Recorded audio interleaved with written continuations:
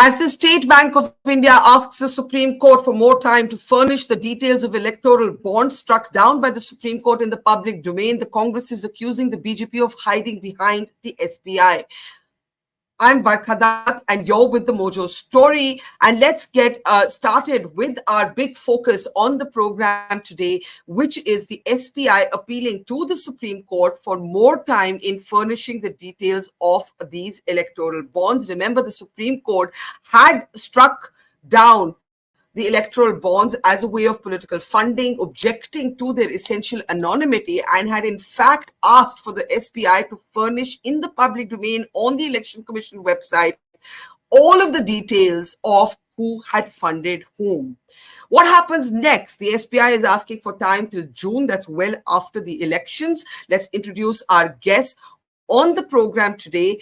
Let's welcome them. Subhash Garg, who's the former finance secretary with a very interesting book. We also make policy that looks at many of the contentious issues that are in the public domain today, including electoral bonds. He was the officer in the hot seats when the election commission, when the electoral bonds were unveiled. Joins us. Welcome back to the program. And also joining us is Major General Anil Verma. General Verma has been at the front line of the fight against electoral bonds and their anonymity, winning that case in the Supreme Court. But now, 6th March was that deadline. What will happen? The SBI says it simply cannot deliver this. Let's get first reactions. Mr. Garg, I'll start with you. The SBI says it doesn't actually have a centralized database and that the bonds have not been issued and redeemed at the same place, and therefore it cannot furnish these details by the deadline set by the Supreme Court. The opposition, of course, says this is a big excuse. What do you say? So it's, to my mind, the lamest of the excuse which SBI has put in. SBI, as per the court judgment, was required to provide only 3 basic details: who purchased which bond, what amount, on which date. And similarly for the party, which party received which bond amount and when. These are the details which are available on the computer any time of the SBI. It doesn't require silos to be reconciled or connected, etc. These 2 silos exist. There is no need for them. For furnishing this information, the SBI need no time at all. What SBI seems to be saying is that we will connect the buyers of the bond and the recipients of the bond, which is not what the Supreme Court has asked. And even for doing that information, which is not required, the SBI will not take any more time. As I said earlier in one of the program, every bond has 1 number. So if you sort the information on the bond number, you can get the information very easily. Both the silos can come up with the number-wise information. So I don't think this is a good excuse at all. Possibly, to my mind, the SBI has been motivated to file this application because the government is not comfortable in revealing this information before the elections are over. And this time which is being asked is also post-election. I have my own views, which I have expressed, that the judgment was perhaps not required because it changes the rules of game for the companies who made those donations. But if it is once it is a judgment, once it is the law of the land, there is no reason for SBI to be given any time. The Supreme Court should throw out this petition as soon as possible rather than losing any time. So I want to understand, you are someone who has not been a critic of the bonds. You finally accepted the bonds as what you call the least evil way of funding politics. You did not agree with the Supreme Court objecting to the anonymity. You always argued that the bonds would not be anywhere without the anonymity. But this response of the SBI, you think, is an absolute excuse, that there is no actual reason that the SBI can't give this information. Am I summarizing your position correctly? Hang on, sir, I need to unmute you. Can we please unmute our guest? Yeah, go ahead. No, as I said, it's the lamest of the excuse, completely indefensible. If the government is uncomfortable, and it should be uncomfortable about this judgment, they should file a review petition asking for the names not to be revealed, which Supreme Court may or may not agree. That would be a right response for the government to do. But to ask SBI to make such a poor application in the court, which I don't think require any time to be thrown out, I think it's compounding the misery further. This is not the route which the government should be using for delaying the information. So you believe, Mr. Garg, before I go to General Verma, that even though you have supported electoral bonds, you believe the SBI is being made the guinea pig. The government should file its own petition and say whatever it wants to say, but the SBI has the capacity to put this information in the public domain? Yes, it doesn't require even 10 minutes for that information to forget about months. There is absolutely no necessity. How long do you think it would take the SBI to put this information in the public domain? 10 minutes. Really? Yes, that's it. So this is very, very interesting, General Verma. Mr. Garg has not been a critic like you of the electoral bonds. He's actually been an executor. But he is saying today that ye bahana hai and SBI is being used as the shield. What do you say, General Verma? See, firstly, that at the outset, let me say, Barkha, that we are going to challenge it. We are already preparing our thing. And I cannot say what the motive of the State Bank of India is, or who's pushing it, or what the Supreme Court will do when it hears the SBI application. As far as we are concerned, we are going to see it to the logical conclusion, which, as far as the constitutionally, it allows us to do. So, not only Mr. Garg, I mean, he hit the nail on the head. If you see the Twitter, if you see the YouTube interviews which are coming, everybody is saying that this is a farce. They have taken SBI has taken 17 days to decide that they can't do it. I mean, they should have said it in the first 1 or 2 days itself. But notwithstanding that, now that in the application they come up with this thing that half of the thing is digital and now half of it is physical, sealed envelopes and data being sent to the head office in Mumbai and all that. Who's going to buy that? I mean, people who have worked in SBI in their IT department, they are all on Twitter. They're saying, just as Mr. Garg has said, that this is a matter of a few minutes. I mean, State Bank of India is the largest bank of our country, which has got more than 40 crore customers, and millions of transactions take place, on a daily basis. And now they are coming and telling us that, and mind you, the scheme was introduced on the basis of transparency and all that, So where is the transparency now? I mean, and all the RTI activists have been getting data from the State Bank of India itself, which very clearly shows that everything is available. The moment the sale thing is over, a report is sent to the ministry, which Mr. Garg will know better, and everything is there. So this is just delaying tactics, nothing else. Both of you agree that these are delaying. Since both of you agree that these are delaying tactics, if I can at this point bring in Mr. Garg. Mr. Garg, the SBI's specific argument is that A, there is no centralized repository, and B, that the bonds are issued and remitted at different places. Can you explain this? Can you break this down for us? What this argument actually means?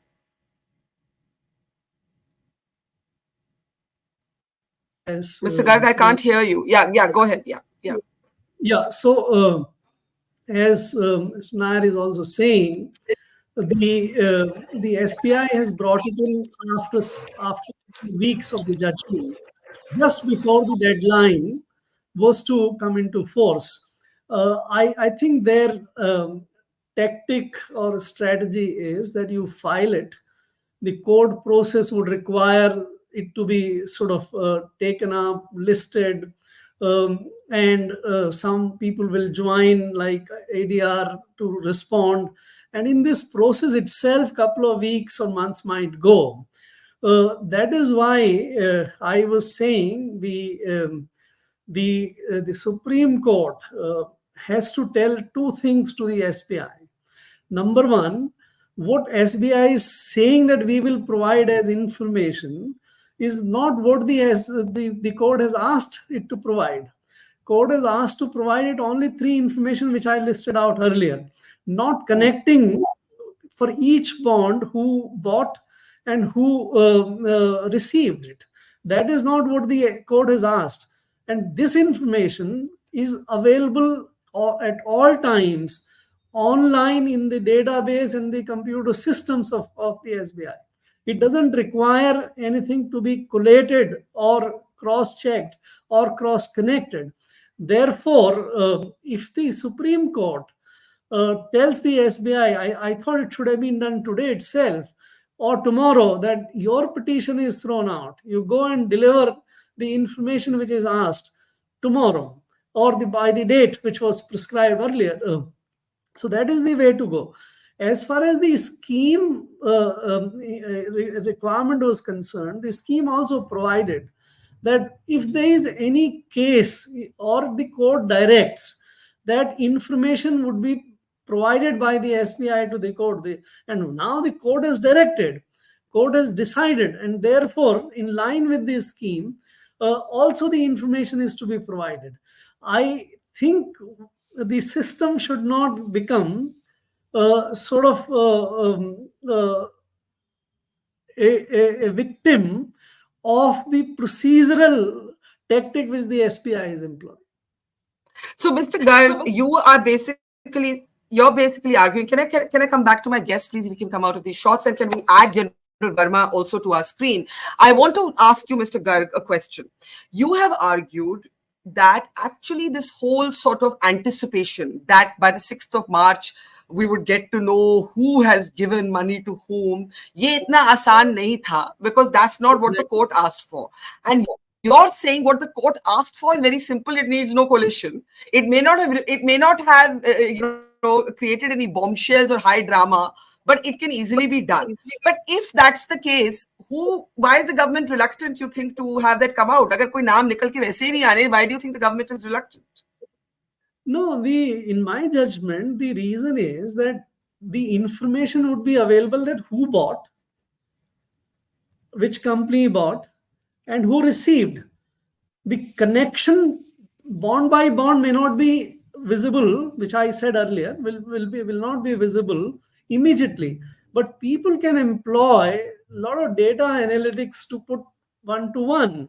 SBI may require 3 months' time, which is not justified, but the computer savvy guys can probably do it very quickly.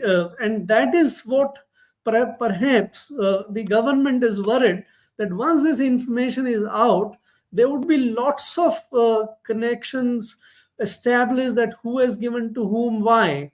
And therefore, that may create enormous amount of embarrassment for the political parties as well as for the companies. Now, that's a legitimate concern, which, as I said, the government should file a petition in the Supreme Court and say that for these reasons, it's not desirable to do it. But as long as it is not stayed by the court, the law of the land must prevail. The information has to be provided. General Verma, you say you're going to appeal.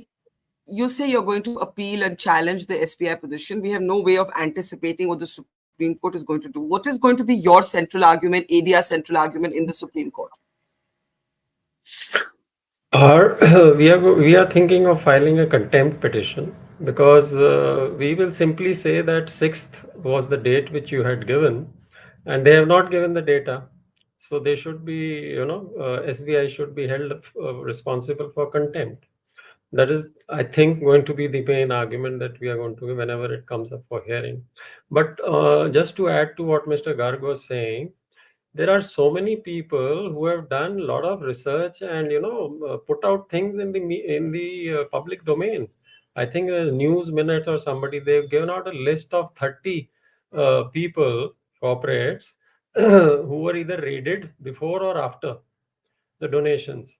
So, and they have linked it. I mean, and this is out in the public domain. So these are, I mean, we cannot give that in the court because we do not know how correct it is. But they have put out these sort of, the quid pro quo thing, which the Supreme Court mentioned in their judgment very in great detail. Certain links have been established that after the corporate was raided, within 2 3 months or 4 months, they donated X amount. They have given the amounts also, so they have sort of done the linking.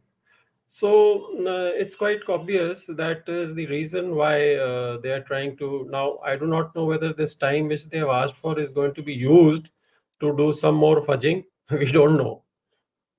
Yeah. Let me ask you, General Verma, before I give Mr. Garg the last word. Why is it so important for you or the petitioners that this information comes out now? Why is it important? Because the Because money that's already been given, bonds have been struck down, but the money that's already been given, 57% of all bonds to the BJP, 10% to the Congress, that's already taken. That's not being taken correct. back. So why is it Right. important? Explain to our audience why is it important? It's very important because the Supreme Court has upheld the right of a common man to know the source of the political funding. And it goes back to our ADR 2002-2003 judgment, in which also the Supreme Court had said that the common man has the right to know about the political party funding and the candidates. So basically, that is the main reason. And the second, of course, is that when the Supreme Court itself has decided a date, they are well aware that the general elections are around the corner. So it is obvious that this data must come out before the elections. Right. Mr. Garg, if the ADR does file a contempt petition against the State Bank of India, if you were in the SBI's position place, you're being made to answer for something that you may not have taken a decision on, what would you do? No, see, I think sequentially the petition has been filed by, or plea has been filed by the SBI, but the court has not given any stay. And therefore, as of now, until any stay is granted or time is granted, the deadlines remain sacrosanct. Those deadlines have to be respected. And therefore, General Nair and the ADR is well within their rights to file a day after the deadline is gone, a contempt petition, and the Supreme Court must expedite that petition for hearing, because SBI's probable tactic, as I said, is to delay as much as by using the procedural spaces in the court process. The question which you asked me about SBI, I guess this, I can only guess, the SBI bosses must be quite uncomfortable in the situation which is developing. I can only hazard that probably they would not have filed this kind of petition unless they find that which two of the possible consequences might be worse for them, and therefore they filed, because this anyone in the SBI would also tell you that this kind of two asks which are that we will need to get this information which is not asked for, and the information will take time up to June. What is the connection with June? This is going to be very well exposed by the court also. So there is a risk which they are running. I get a sense that they must be uncomfortable. Well, a very interesting conversation from somebody who actually executed the bonds, believes today as a senior bureaucrat that the SBI has been put in a position that would make its bosses very uncomfortable, and the ADR getting ready to file possibly a contempt petition. It's going to be a very interesting day in Supreme Court to see what happens next, and a very important day as well. Thank you, Mr. Garg, and to General Verma. And we'll keep a close eye on this story. To our audience, thank you for watching. See you soon.